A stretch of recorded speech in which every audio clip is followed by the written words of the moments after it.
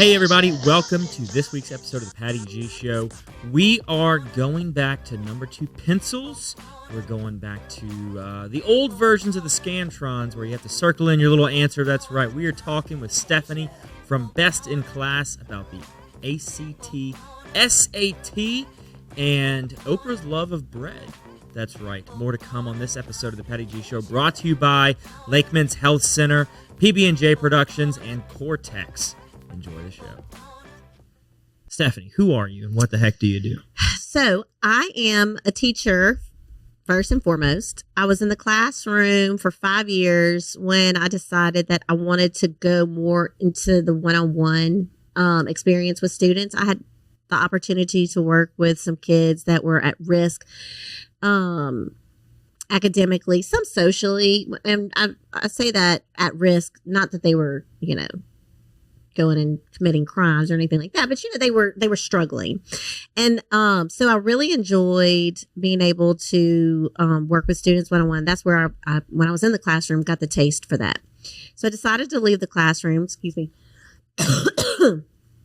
and so I decided to leave the classroom and go more into the tutorial side of education. And I started working at LSU and was eventually recruited to work with the tutorial coordinator, and then eventually become the tutorial coordinator for the Academic Center for Student Athletes at LSU. And I was there for 3 years, decided to get married, got pregnant. It's a lot harder to be in athletics and have a family because you literally work 7 days a week from very early until late at night, especially with what we did, because a lot of our students, of course, were coming after class, after practice, and that kind of thing. So they were coming before practice at 5 a.m. Last appointment was running at 11, the last one. So I decided, I kind of dabbled in having my own business before I was recruited by LSU, but of course I had to give that up whenever I decided to go work for them. But so when I left, I had my daughter, and transitioned back into doing tutorial again, once she got to be around 2 years old.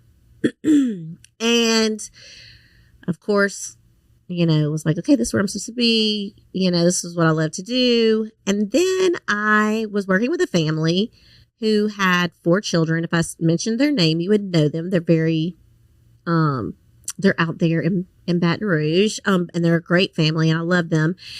Their mom actually said, Stephanie, do you do ACT or SAT prep?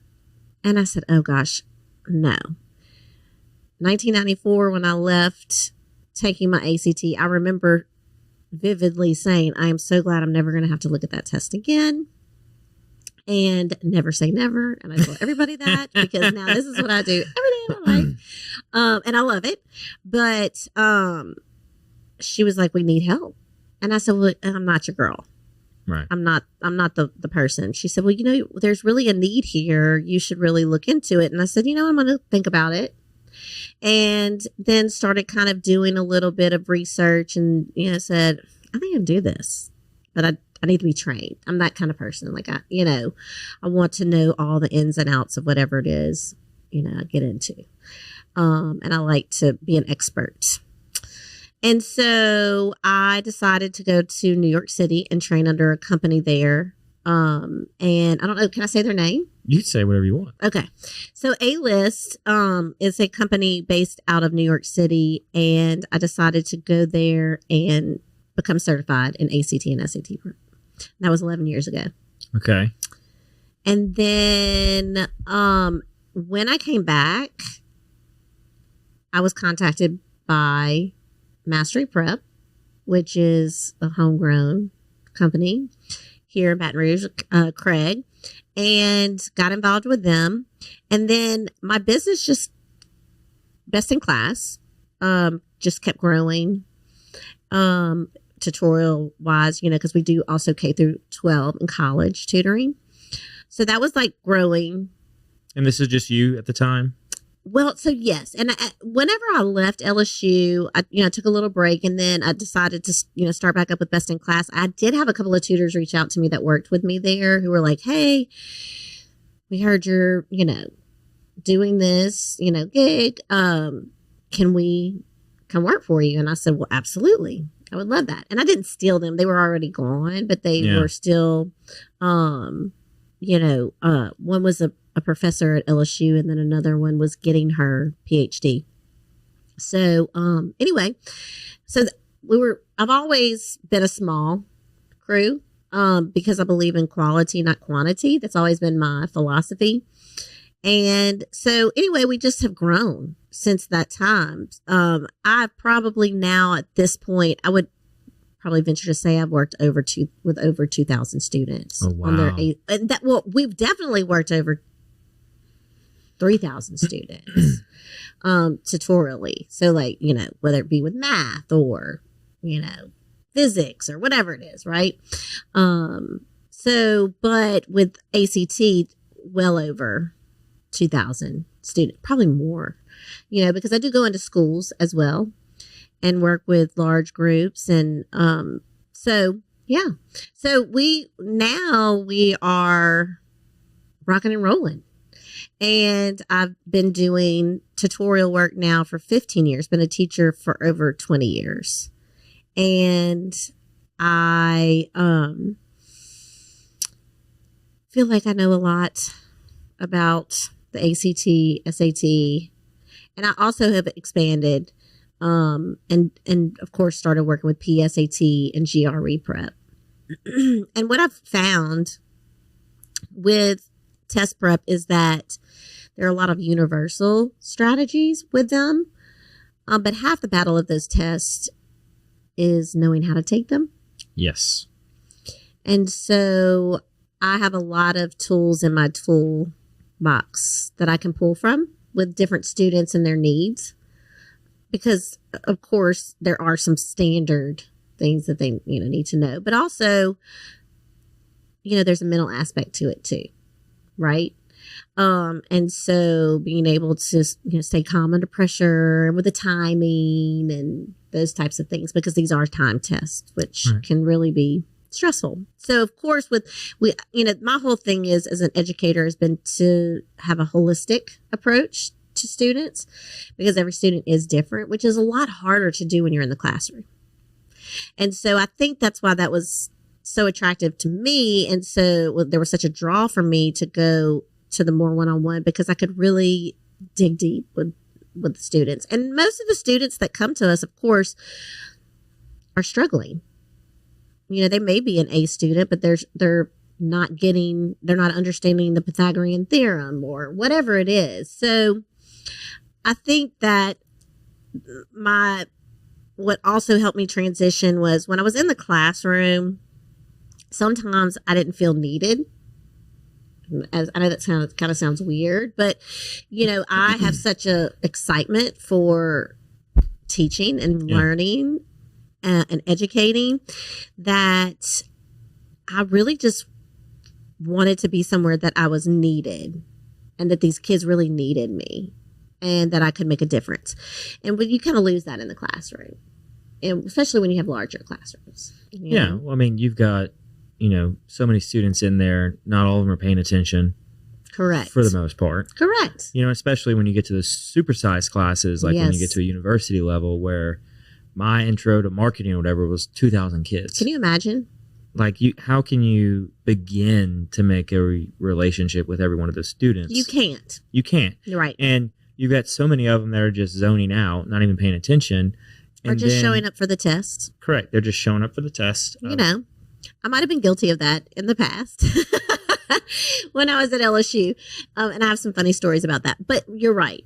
It's a lot harder to build the relationships, which I really enjoy. Yeah. Like I went out of my way while I was at LSU to meet with the professors, engage with them. And once you get past your freshman year, you were in smaller classes. Anyways. Correct. It was a lot harder to blend in. It was a whole lot harder to blend in. And I was always taking the same Tuesday, Thursday classes. I was at the 7:30s, but I was also like... Oh, look at you, 7:30. I was homeschooled, right? So I spent, however many years teaching myself. And I was like, I'm paying somebody to do this now. Somebody's going to teach me. Yeah. Right? Yeah. And so, I was at 7:30 classes, Tuesday, Thursday. I was there. I was the first person in the parking lot. Literally at the BEC, I would show up at probably like 6:30 or something I wanted to be you. But I waited tables in college. So I was a busser. Well, then I really don't like you because you were still early like I was, and you were making it to 7:30 class. I knew better. But I was only busing on the weekends, so I was only busing Fridays and Saturdays. Okay. No, during Well, then Monday, I'll give you a pass. Wednesday, Friday, I was going to work at a CPA firm, and then in the afternoons, I was going to throw hay and cut grass and do other types of stuff. But Overachiever, and I love it. But I was there meeting the professors and we're engaging with them, and you get more at the one-on-one, so much so that the relationships last beyond the classroom, right? Which is amazing. Yeah, like right? I've got a professor from LSU that she and I still are in contact in the professional space because she was an accounting professor, and now I interact with her in the accounting world, and it's like that connection's still there. Right. But on a larger scale, it's so tough to get that. It is tough, and I really enjoy that, and I really enjoy the relationships that we're able to build with the entire family. Mm-hmm. So a lot of times, the parents are kind of lost and need some guidance, and in this particular arena, I can help, right? Maybe that's some others, because I have people that I reach out to that help me, in the other aspects of, the child, the holistic child. And so I love the families. And when we work with one sibling, typically what happens is we end up meeting with and, building relationships with all the rest of the kids. Right. So doing the closer knit groups, you get to build relationships with the students. And I really enjoy it. And with the siblings. And the siblings, and then they'll tell their friends. I mean, really our best advertisement is word of mouth. Right. And building the relationships really helps with that. And I really enjoy that part of it.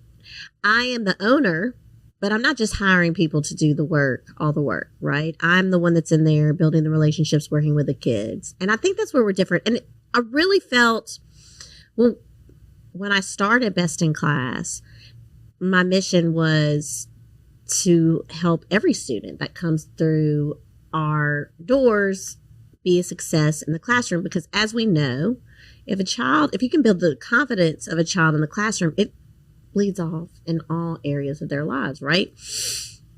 And this is why I left the classroom, so that I could be involved in it. So I really enjoy that part of it. And I don't think I'll ever get out of that part of the business. I'll always be working with students in some capacity. And I was tutoring in the beginning, and I was helping them with study skills and things like that. And then I got into the ACT, the test prep. And so now that's all I do. So, yeah. And I'll do still some study skills help and things like that, just because I love it. And I've developed, a program when I was at LSU with some wonderful educators. And that's another thing about being an educator, which I do miss about being in the classroom, but I still get to do it with my tutors that work for me, is that community, because it really is a great supportive community in every school that I've been in with the teachers. So yeah, you get a sense of, just network, and people want to help each other, and, I learned this, you should try this there, you should try this, that. So it's a nice collaborative teaching is the best. Absolutely. It is the best. So the ACT and the SAT, often a burden and a mountain for folks to overcome. I mean, if you were looking at it now and trying to get somebody comfortable and ready, what's like the first place you're starting with them? Well, the first thing that I always do is, of course, I talk to the parents. They usually call me and they say, "Oh, my kid is a terrible test taker." And I always say, it's because they just haven't learned how to be a good test. They haven't learned the skills to be able to be a good test taker. You're not born a good test taker or bad test taker, right? And most of the kids who are good test takers, somewhere along the line, whether it be that they taught themselves or they learned from someone else, they had to figure it out, right? They had to figure out some skills that were going to help them through that process. So the first thing I do is I talk to the parents, of course, because they're reaching out to me. And then I get them to send me their scores.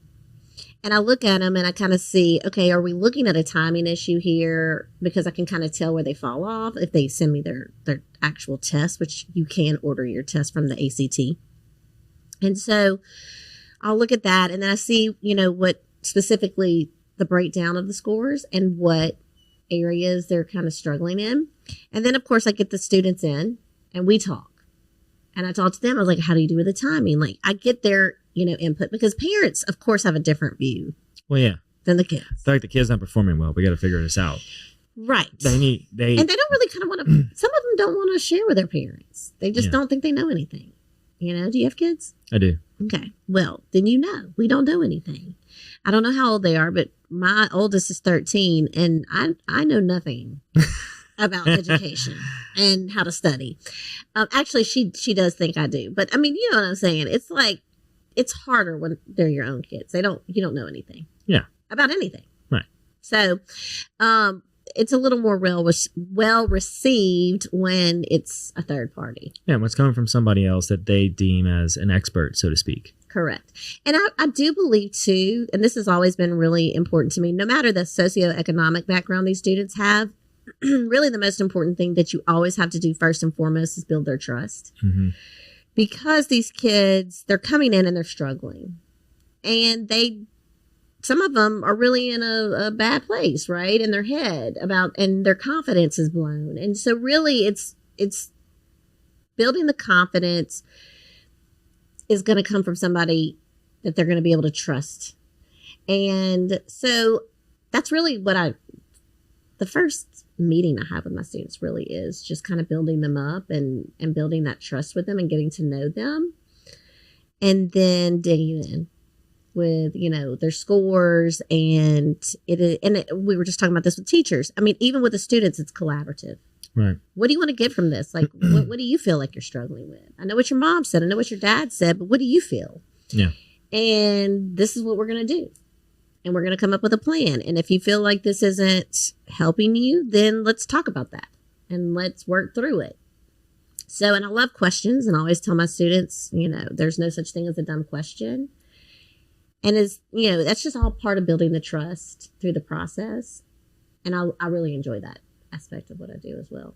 Yeah. I mean, and knowing how to take those standardized tests is really also how to take them, like how to look at them, how to evaluate the questions. I mean, I remember I had taken the ACT probably 4 or 5 times, and then I got tutored on how to take the ACT. Well, I went through the ACT course, and it totally changed my perspective when I look on how to take the test.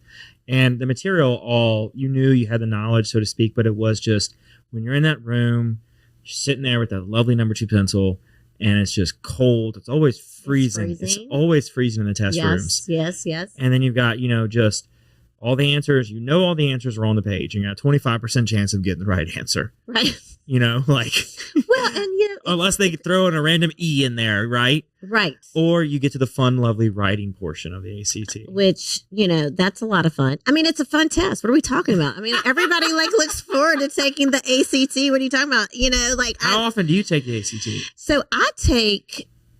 Well, I can't actually go in and take the test. Well, obviously, but no, but I mean, how long do you give yourself how long have you sat there and actually put yourself through taking the ACT? So I have to admit, it's been a little while. Okay. Since I've sat down and done a full test. I do still take the tests. I'll get the test when they release them. And I time myself and I do it. And I really analyze the questions because they will throw some zingers in there, like always. And so I'm like, oh, this is interesting. I've never seen this before, So I'm always analyzing the test. Of course, we're going to see some changes, here soon where the writing has been, optional. Science will be optional. They're shortening. Science will be optional? Yes, it's going to be optional. And so I will be honest with you. I've been gone through read a lot about the changes that are happening, and I'm going to get trained in the changes that are going to happen. But I'm like the person who doesn't really like change.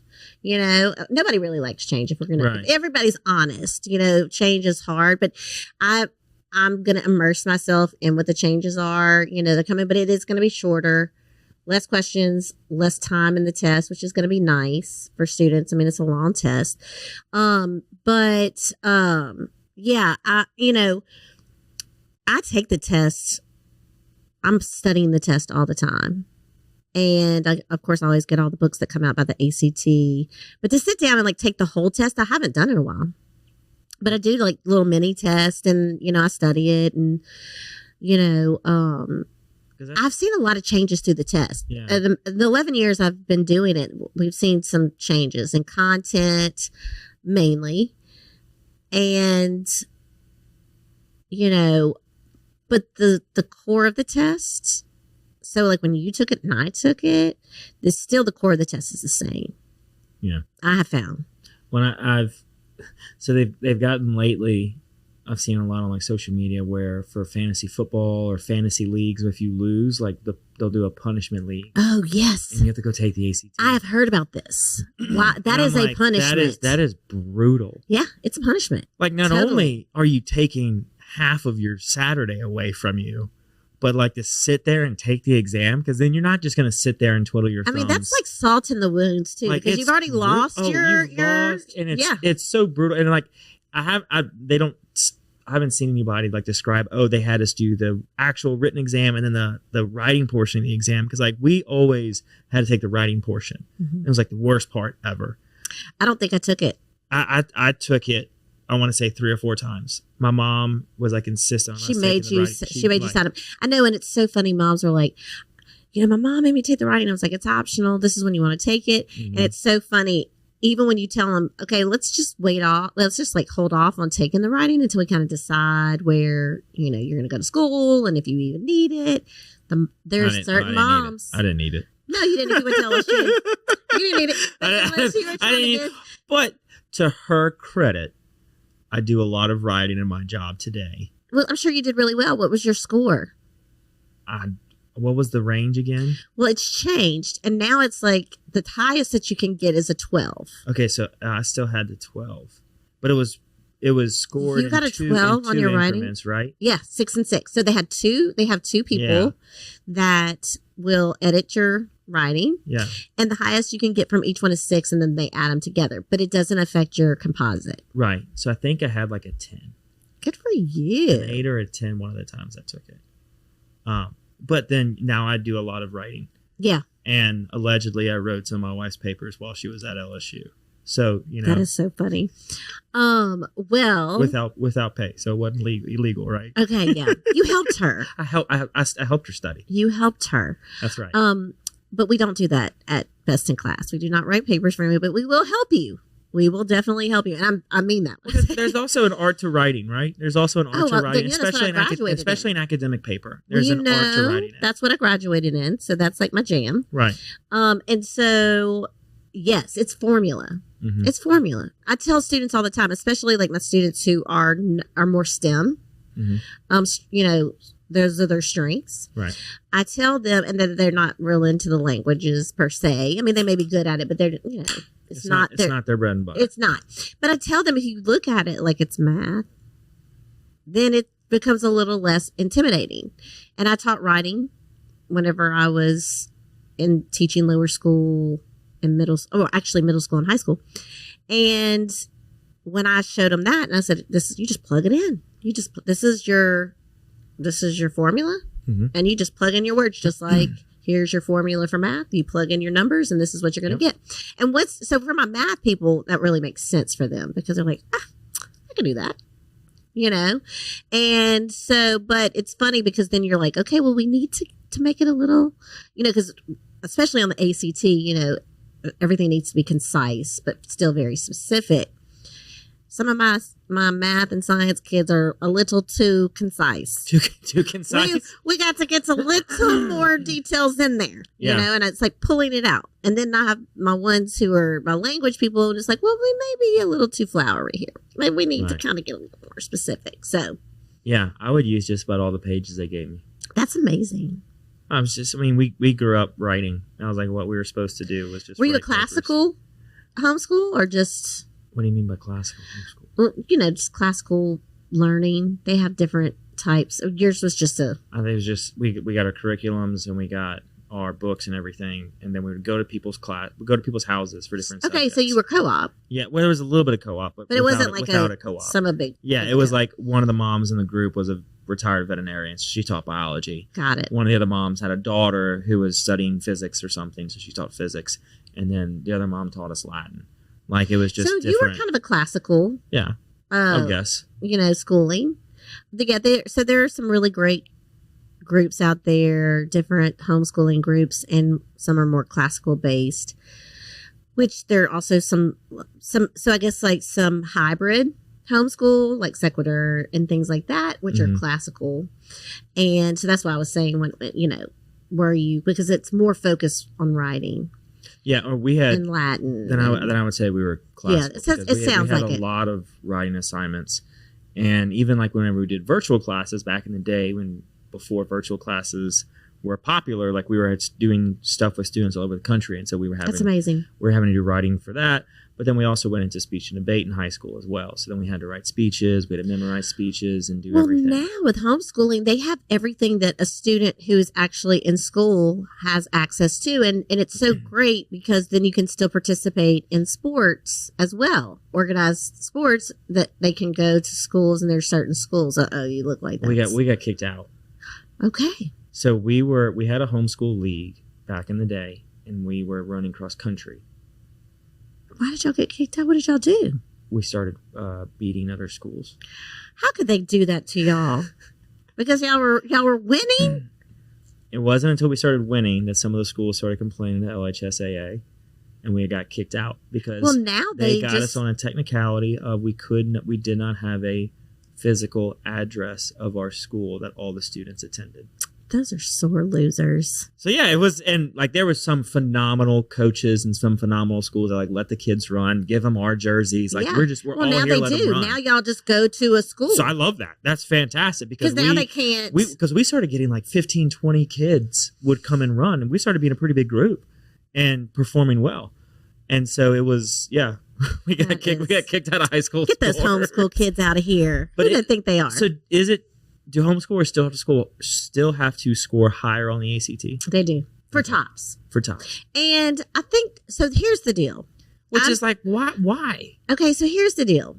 You're going to ask me these questions, and I can't fake it to make it, okay? So I tell my kids, like, there's so many rules out there for getting into colleges, tops, and it changes every year. And high school counselors are very privy to what they need. So what I tell my students is, I can kind of tell you a little bit about this. It's not my expertise, but if you tell me what score you want to get, we're going to get you there. We're going to do our best to get you there. And I got the skills for you to do that. But I do know, because I work with an amazing college counselor, Dana, and she is very privy to all this kind of thing. But yes, you have to have a higher score to be able to get in. And then also, which I know you said, why is that? And we're going to touch on that. But also for tops. So to be able to get in, I'm pretty sure you have to have a higher score. And for tops, you have to have a higher score. Yeah, to get the same level of tops. So here's the deal. And this is what I think. So like you obviously, and I work with a lot of kids who are homeschooled, and they're phenomenal, kids. And there's, their moms are on top of it, right? And they're doing a great job. And these kids are, they know their stuff.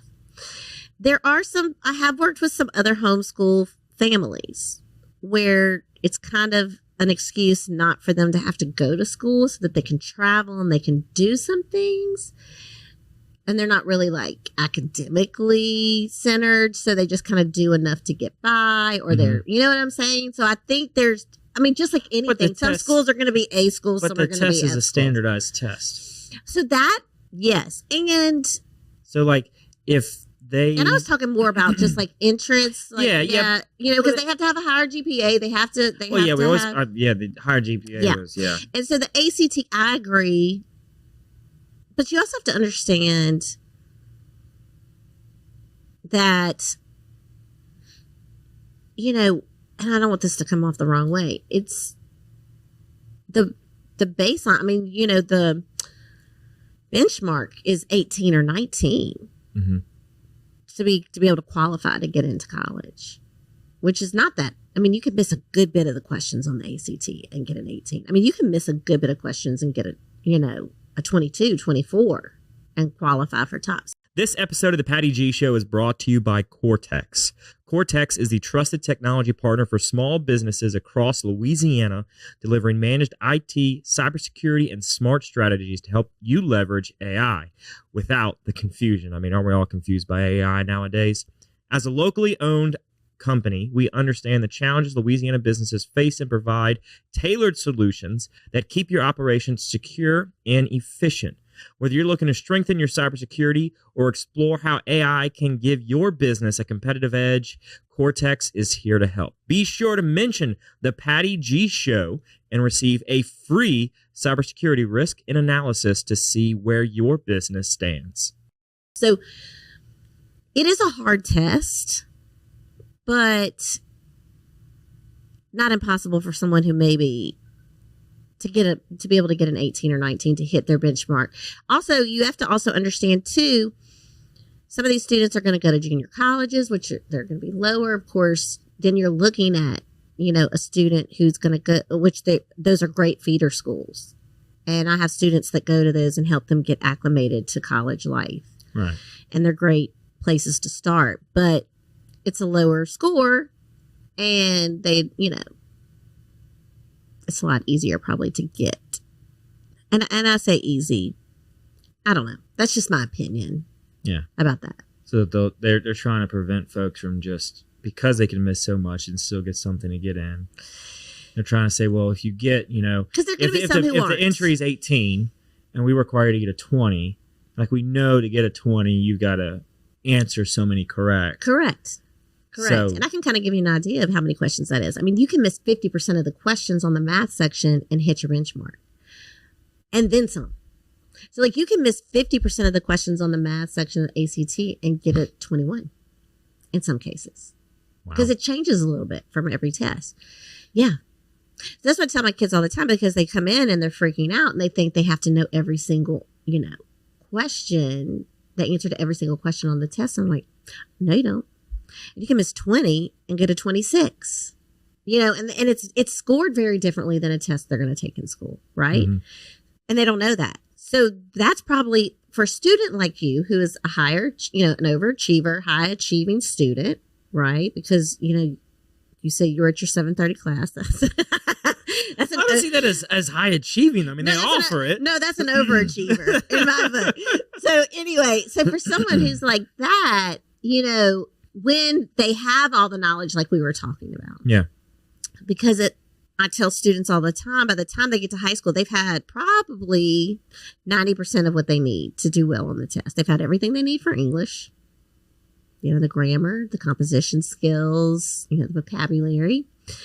The only section where they are going to be lacking a little bit, depending on where they are in their mathematics, in their journey with math, mathematical journey, is, they'll have 90% of knowledge, content, what they need to be able to do well on the test. So what's the problem? Why do we have kids who have all the knowledge that they need to do well, or who are 4.4 and 4.5 students can't get out of the teens? Because it's not just about, right? Like we were talking about. And they need to understand the test. So you don't need to know every single question on there and get it right to be able to get a 28, 29. Look, most of the students that come in to me, depending on where they land their score before they come to me, would like to get that 27, 28 for tops, mm-hmm. the highest tops. And once but some of them are like, I have a 22 and I don't know if I can get a 28, or I have a 28 and I don't know if I can get a 33, or, so that when they can get everything when they go to Alabama, right? Which I hear through the grapevine, there's some legislation that's supposed to be coming through to help them kind of bring those students who are going away to the Alabamas and things like that, to give them more money. I did hear that. So that's good, because we've lost a lot of students for that, because not only do they give them a good amount, I mean, they give them some extra money, yeah. Right? And we want to keep them here. Let's be honest. But then once they graduate from here, we need to keep them here too. That's why I think you should just make TOPS a loan, forgivable loan. You got to file as many years of TOPS as you had. I think it's a great idea. You have to file that many years worth of Louisiana tax returns. Why aren't we doing it? And then it's gone. It's gone. And then you can go wherever you want. And then you can go wherever you want after you do that. And if we can't convince you in 4 years that you should stay, we've got bigger problems. Right. You're exactly right. And I love that idea. And I've heard that idea, of course, before. to be able to keep. I mean, we want to keep them here. We want to keep our students here, especially there are a lot of kids in Louisiana who stay here because of TOPS, and then they're gone. Yeah. So, okay, TOPS has been great to keep them here. So now what are we going to do? It's been great to keep them here. So if they're leaving, are we not doing what we're supposed to reach out to them while they're at the university? Probably not. But I do know people who work at LSU, some great people who help recruiters and things like that. But they're from all over the United States. So it would be nice for them to kind of, some of the industries, and look, the industries need to get involved too. We need the jobs. We need the industries to really start reaching out to, and our state needs to make it attractive for these young people. I mean, we know the cities right now that are hot. There's always that hot city. Right now it's Denver, is a big, hot spot. Of course, there's always Austin, there's Houston, there's Atlanta, that we see a lot of these young, especially whatever industry they're in, right? So Houston is where our accountants are going to go, right? I think that we've got to do something about that. We've got to do something about that to keep the talent here. Also, we as teachers, we really need, Louisiana needs to step it up. And they were talking about that we are not in, the last bottom of I think it's like, and I just saw this in passing today, so I might be saying this wrong, and I didn't get a chance to read it because I've been running, but I'm going to read it when I get home. But I do know we've raised our ranking, and which is great. We needed to, and it was a pretty significant raise. But somebody was complaining, oh, it's still terrible. Look, we got to start somewhere.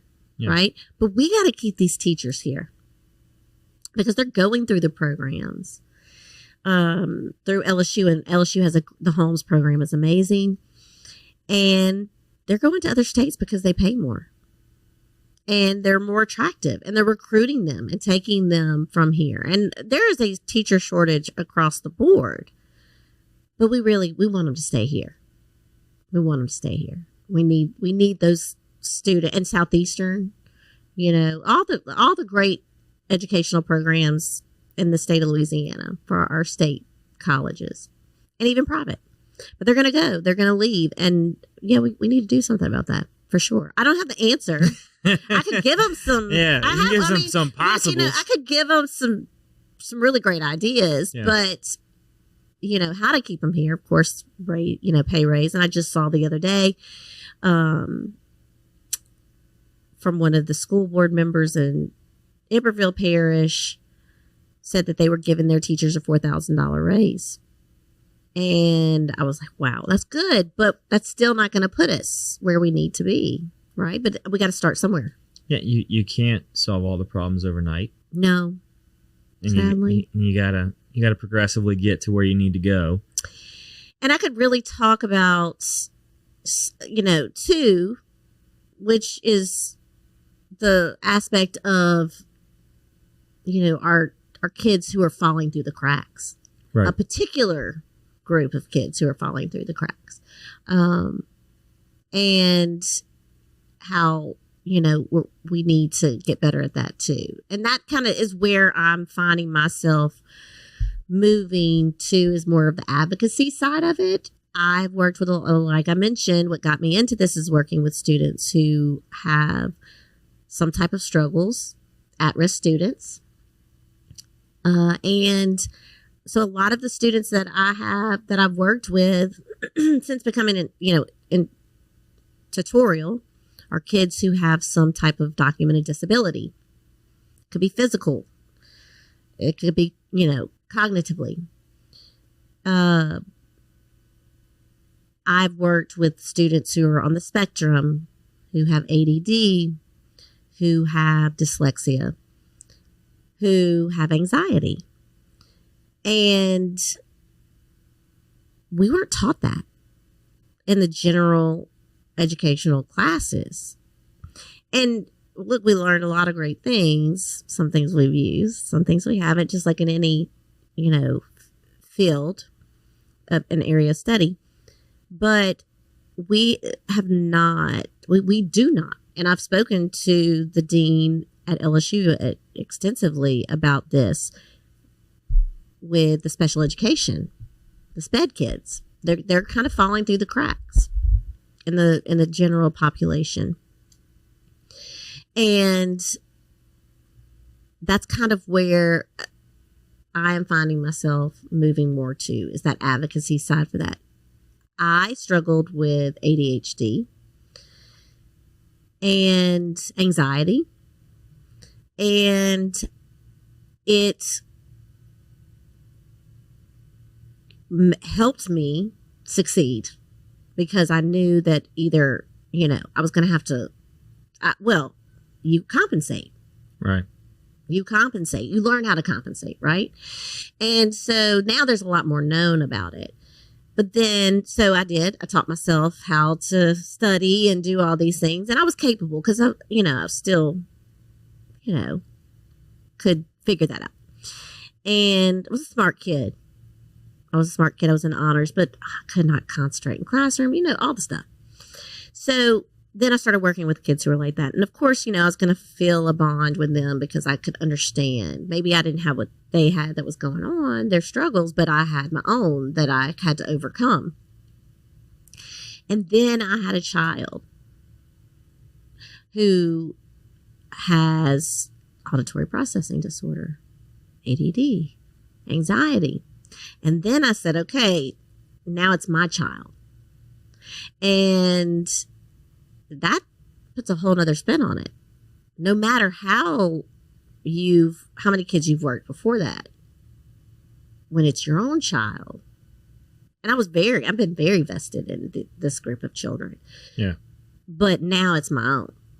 And so I'm like, okay, now we got to do something about this, And so that's really where that's why that kind of that was the catalyst. Like I'd always worked with them and, talked to people and now I'm like, okay, we gotta make some changes. We have to make this more, first of all, not have such a negative connotation that it can have. And I think we've come a long way. But, it is very common. I'm sorry. Oh, you're good. It is very common. And a lot of people kind of suffer in silence. And because of that. So that's kind of where, too, that got me on the Oprah Winfrey podcast. I know. That was just kind of, a very subtle segue in there. A very subtle segue into being on Oprah. I mean, we're very appreciative of you gracing us on this measly old show, Please. I know we were laughing earlier about it because, how do you top that? Right. No, where do you go from being on Oprah's show? I know, right? Did Joe Rogan text you? Oh, no, not yet. Not yet. But I'm waiting. You're waiting. Joe. You're waiting on Joe. Yes, waiting on Joe. So Oprah Winfrey, the lady of bread, the lady of bread. The lady that sells the most amount of toasters in the body. Who needs to be the next? She is not the next best thing since sliced bread. She made sliced bread the next best thing. She did. Look, Oprah has made everything the next best thing. Right. So, the obvious question out there is how. Okay. How did that come about? How did you get in the world that is everyone gets a car? Everyone gets a car. Everyone gets on the podcast. Okay, so is that you in the audience? And she was like, "Everyone gets on the podcast." Yeah, no, that is so funny. Well, let me tell you, I have been a huge Oprah fan since probably when she came out in the 90s. Right, the early 90s is when she came, out with her talk show. And of course, I've loved Oprah, especially with her, and my daughter, it's so funny when this happened, my daughter said, now, how did you know about Oprah? And how did you know about Mel Robbins? She's trying to put all this together because she's 13. And so she hasn't been around through the whole journey. So I told her journey, but I've always because me and Oprah are the biffles at this point, y'all both love toast. We both love toast. Yes, we're totally BFFs.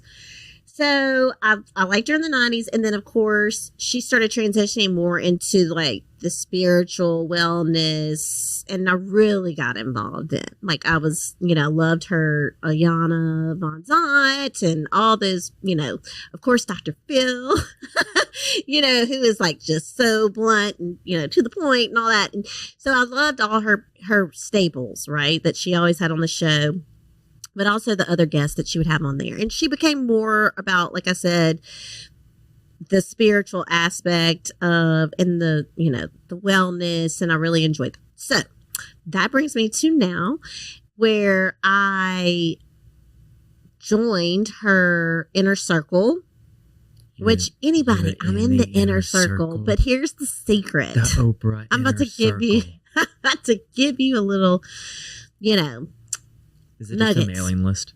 It is. And you have to pay $35 to be in it for a year. month? For a year. Oh, okay. Yeah, it's just $35. And I got it on sale. So it might even be a little more than the $35. When does it hike back up? What's your time of renewal? Yeah, probably so. So what does one get for roughly $3 a month? So you get personal like letters from Oprah. Not like just to me, to everyone, right? But it's like to this special inner circle group gets a letter from her once a week. So like whenever Quincy Jones, who was a big mentor of hers, passed away, she wrote a letter to all of her inner circle people and talked about You got that. the letter. I got the letter. So, but also it gives you, she has I guess it's a forum. You would call it a forum where she has a lot of message boards with different people who are posting things about, health and mental, mental thing. I say mental things, but mental wellness. Yeah. Mental things. That didn't sound good. Mental. Anyway, so, but you know what I mean? Like the holistic person, right? So she has all these wonderful people that are on there talking about all these different things and different experts. And then there's just normal people like me and not you, because you're an overachiever. I'm just a normal person. You're the 7:30 guy. So you're a whole different group than this normal people. 7:30 is not that early. It's not anymore for me, but when I was in college, that was like really early. Did you go out? No. I went to Tigerland twice in 4 years. Yeah, I know. I was going out some, Yeah. just a little, mom and dad.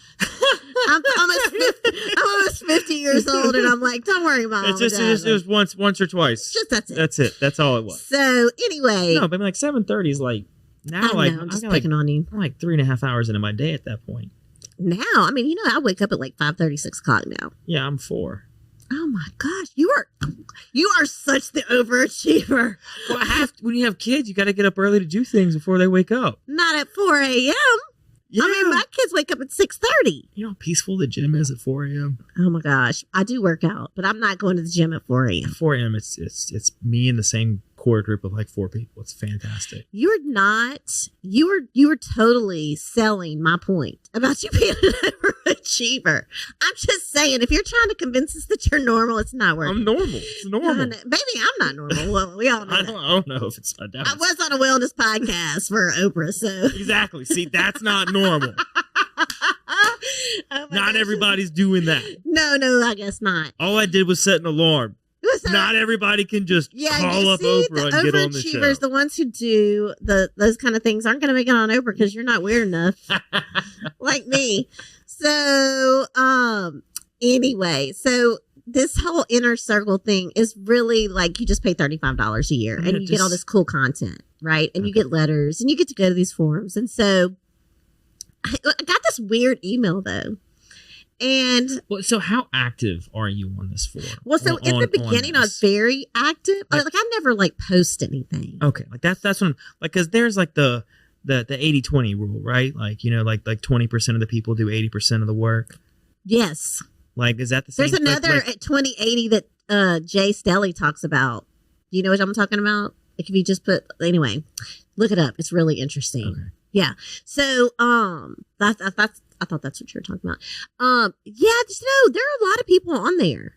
It's not just like a certain group there are a lot of women on there. And a big thing too, and you won't understand this and you're young, is her big thing now is like menopause, which, I'm kind of in that area of my life. I'm 49, knocking on 50.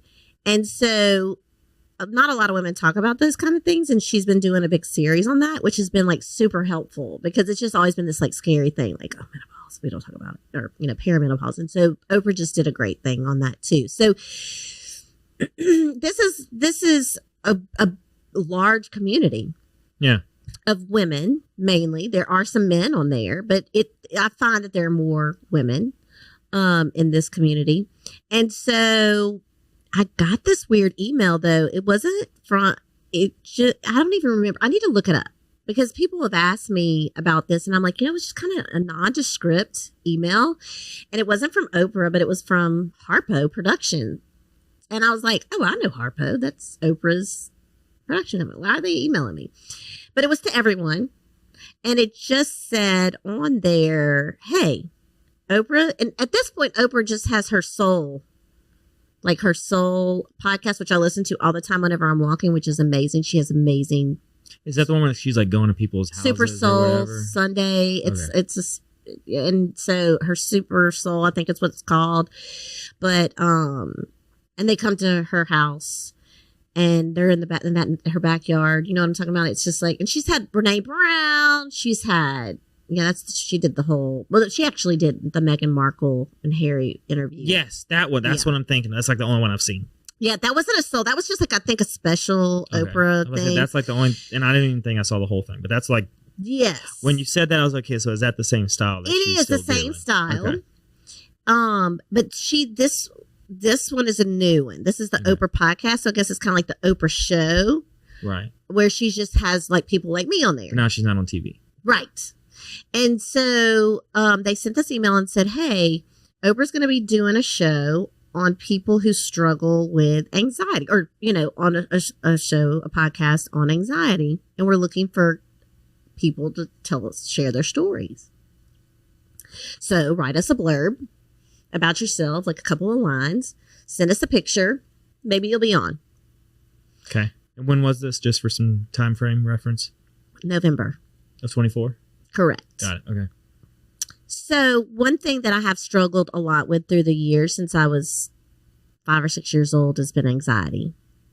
And it's been a journey for me. And some really hard times, some really successful times with it, but just for a long time. I'm 49, so 43 years of struggling with anxiety. So I wrote my blurb, my little couple lines, and I put a picture. And so I struggle with anxiety. My daughter, who I mentioned earlier, also struggles with anxiety. And my mother did, and her mom did. So I mentioned that, and I had a picture of my mom and myself and my daughter, and, just my journey and, my mom's, and now that, with my daughter.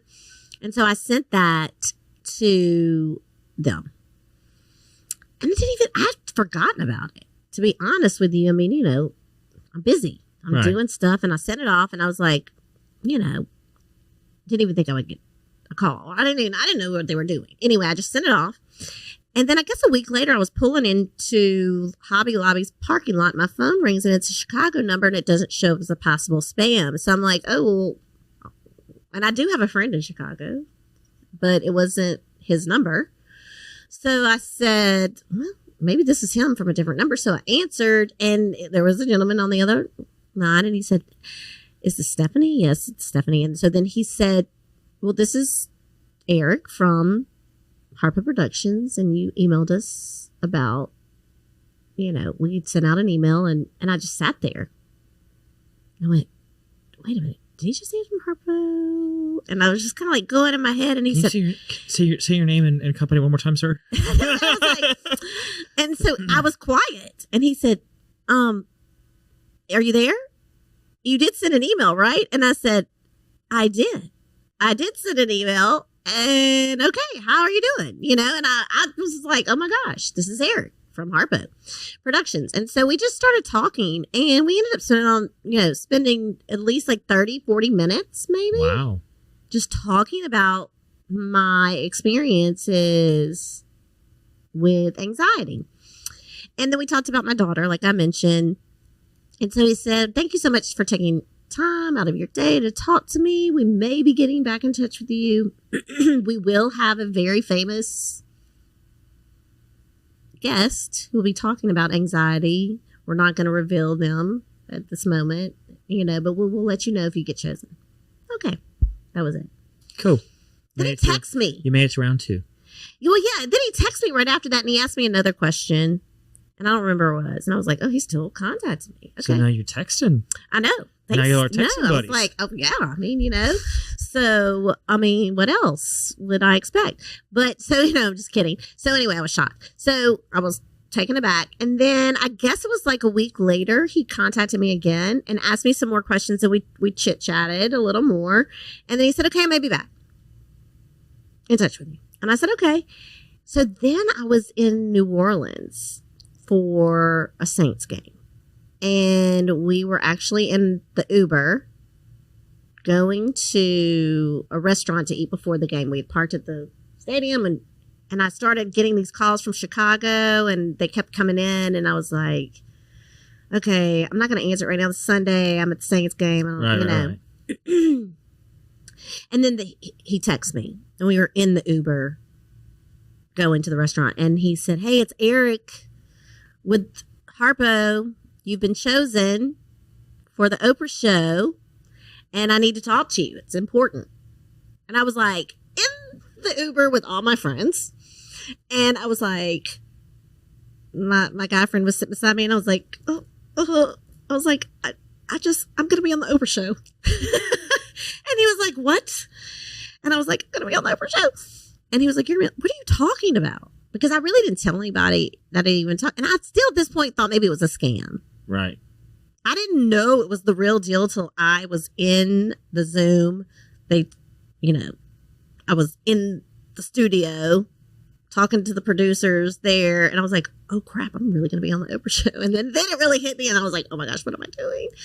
So anyway, I told all my friends, they were like, that's crazy. And I was like, I don't know what's going to happen from this. And then we went through many weeks of, I say many, it was like 3 weeks of making sure I wore the right thing and the setup. And they really wanted me at my house. And I was like, I don't want to be in my house. I'd rather be at my office, because I have better internet and, all that kind of stuff. And so we went through, take the picture down, take the picture up. Like, you know what I mean? It was like all this crazy stuff. Yeah, let us set design your office for you. It was so crazy. Take that picture out, pull the glasses on, glasses off, like the whole thing. Yeah. And I was like, okay. And they were like, you don't touch anything.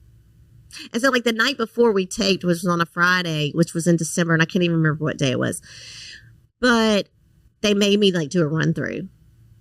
And so they were still making me change stuff. And they were like, do you have any other art pieces, originals in your office that we could? And so my friend, Aaliyah James, who's a phenomenal artist, I was like, yes, I would love to put her piece. I've got her piece behind me. And they were like, oh, this is great.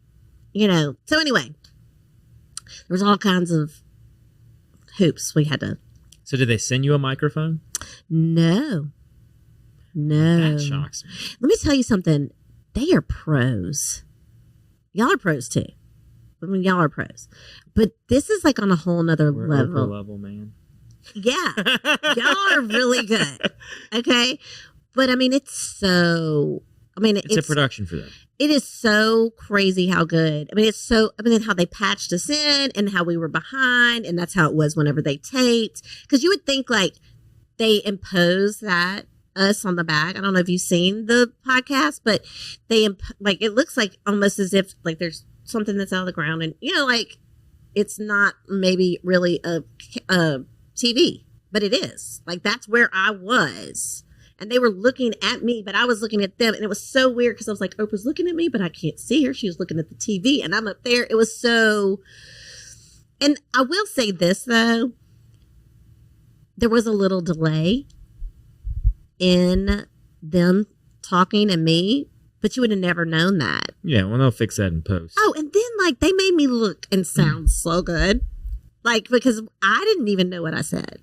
Like, I was so nervous. Like when you know, I started talking, after it was done, I said, what just happened? Like, what did I just say? What's going on? And I'm sure there were moments, but you know, where I might have stumbled a little bit, but you would have never known. Those people, the production, the editing was great. It was exactly what I said, though. You know what I mean? They didn't. Yeah, they didn't change your words. No, it's not everything I said. And I remember saying it once I saw it. I'm like, oh, yeah, I remember saying that. I was like, oh, my gosh. That is me there. That did sound, okay, and that sounded good. Okay, we're good. I didn't, my friends were like, let's have a watch party. Let's watch it together. And I was like, oh, no. So you didn't want to do a watch party? No. I had to see it by myself because I didn't know if I was going to make a fool out of myself, and I couldn't watch that because it was such a sacred thing too, because I was talking about my journey with anxiety and my daughters. So it wasn't just like I was talking about like my favorite vacation spot to go to with my family. It was like very sensitive topic about my child and my journey, and it was emotional. Yeah. So it was a lot for me just to do it. But then, you know, to watch it, I kind of just I watched it in my bed at like 6 a.m. I woke up and it was 5:55. And so if you're an angel number person, I was like, oh, this is a sign. This might be good. This might turn out okay. And then I logged in and, you know, saw it. And it, you know, it was very emotional. It was a good emotion, you know, because I really felt like what I shared